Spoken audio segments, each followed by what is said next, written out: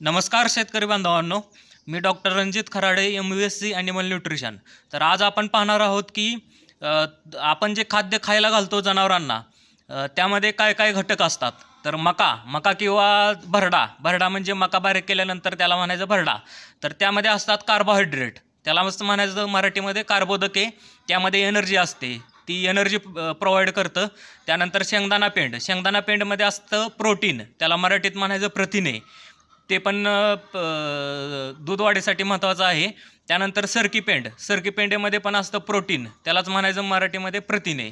आणि गहूभुसामध्ये असतं फायबर. आणि तांब म्हणजे तांदळाच्या भुसा, तर त्यामध्ये पण असतं फायबर. तर गहूभुसा आपण जर जास्त दिला तर फॅट वाढतं आणि दुधाचं प्रमाण कमी होतं. आणि शेंगदाणा सरकी पेंड हे जर जास्त दिलं तर दूध वाढतं पण फॅट कमी होतं. म्हणून या दोघांचा बॅलन्स होणं अत्यंत गरजेचं आहे. तर हे सगळं बॅलन्स केलेलं असतं एका पेलेटेड फीडमध्ये, ज्याला आपण म्हणतो सुग्रास, म्हणजेच पेलेटेड फीड. जे गोळ्यासारखं बनवून जे कंपनी खाद्य विकते त्याला म्हणायचं सुग्रास. त्या सुग्रासामध्ये ऑलरेडी हे सगळे घटक त्यामध्ये टाकलेले असतात. त्यामध्ये मका पण असते, शेंगदाणा पेंड, सरकी पेंड, गहूभुसा, तांब. त्यानंतर यासोबतच मिनरल मिक्सचर आणि सॉल्ट म्हणजे 1% मीठ असतं आणि मिनरल मिक्सचर 2% असतं.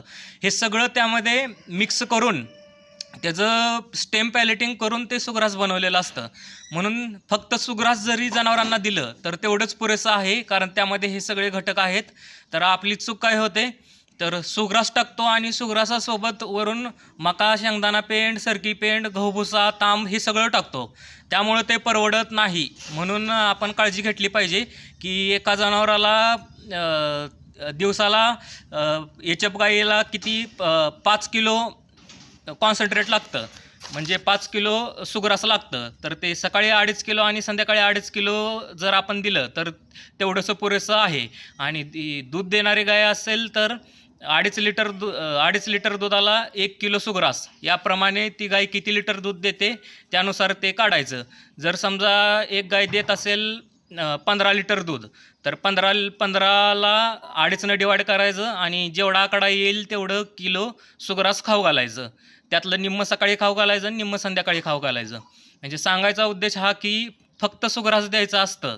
आपण त्या सुग्रासासोबत हे डावीकडे जे दाखवलेले आहेत ते सगळे घटक टाकतो.